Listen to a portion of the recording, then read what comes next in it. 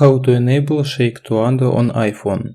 Hi everyone, it is GuideHacks, and in this video I will show you how to enable Shake to Undo on iPhone. Now let's get started. First we need to open our settings. Then we should scroll down and find option Accessibility and tap on it. In appearance menu we need to find option Touch and tap on it as well. Now we see option Shake to Undo. If you want to enable option Shake to Undo, you should switch this option on.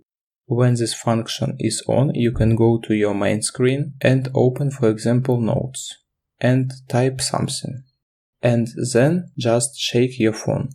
The notification appears on the screen, and if you want to cancel the last action, you should tap on Undo.